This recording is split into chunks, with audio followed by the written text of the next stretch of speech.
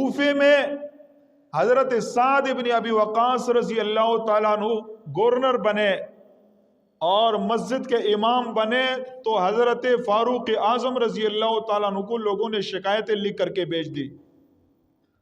شکایتوں کا انبار لگا حضرت فاروق اعظم رضی اللہ تعالی عنہ کے پاس.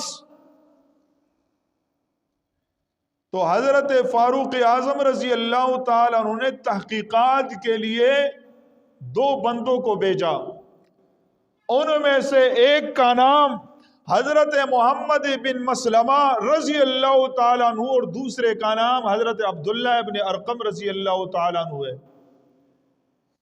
یہ دونوں گئے کوفہ کے مختلف مساجد میں، تحقیقات شروع ہوئی. کوئی اعتراض عوام کی طرف سے حضرت سعد ابن ابی وقاص رضی اللہ تعالیٰ عنہ کے خلاف نہیں آیا، اور شکایتیں تحریروں کی صورت میں امیر المومنین کے پاس کہیں چلی گئی تھی. اور یہ کون سے صحابی تھے؟ یہ 10 مبشرہ میں سے تھے. 10 مبشرہ ان 10 صحابہ کو کہا جاتا ہے جنہیں جو ہے دنیا میں نام لے لے کر رسول اللہ صلی اللہ علیہ وسلم نے جنت کی بشارت عطا فرمائی تھی.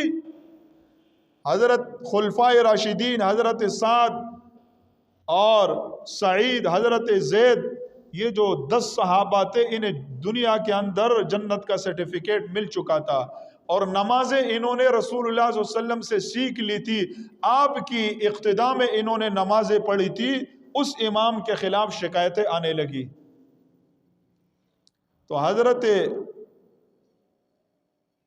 فاروق اعظم رضی اللہ تعالیٰ نے جب 2 صحابہ کو بھیجا، محمد بن مسلمہ اور عبداللہ ابن ارقم کو، تو کوئی شکایت کسی نے وہاں نہیں کی. ایک بندہ کھڑا ہوا، اس نے شکایت کی، جس نے خطوط بھیجے تھے کہ اس کی نماز پر مجھے اعتراض ہے. یہ جہاد میں سستی کرتا ہے اور فیصلے میں عدل اور انصاف قائم نہیں کرتا. یہ شکایت جو ہے اس نے کی ایک شخص نے، اور اس کا نام اسامہ بن قتادہ لکھا گیا ہے. اسامہ بن قتادہ نے کیا شکایت کی؟ کھڑے ہو کر مسجد میں کہا کہ مجھے اس پر اعتراض ہے کہ یہ جہاد میں سستی کرتا ہے اور فیصلے کے اندر عدل و انصاف نہیں کرتا اور نماز صحیح نہیں پڑھاتے. یہ اعتراض اس نے پیش کیا نماز صحیح نہ پڑھانے کی. حضرت فاروق اعظم رضی اللہ تعالیٰ عنہ تک یہ بات دونوں نے پہنچا دی کہ باقی پورے کوفے میں تو ہمیں کوئی اعتراض اس پر نہیں ملا، لیکن ایک شخص نے، اسامہ بن قتادہ نے یہ بات کی ہے. تو حضرت فاروق اعظم رضی اللہ تعالیٰ عنہ نے بظاہر اس ایک بات کی بنیاد پر اس کو امامت سے معزول کر دیا، گورنری سے معزول کر دیا. تو حضرت سعد ابن ابی وقاص رضی اللہ تعالیٰ عنہ کو پتہ چلا تو اللہ کے سامنے دعا کی، بد دعا جسے کہا جاتا ہے، کہ مولا اگر یہ شخص جھوٹا ہے جس نے میرے خلاف شکایتیں کی ہے تو اس کی عمر کو لمبی کر اور اسے دنیا کے اندر امتحان اور فتنے میں مبتلا فرما.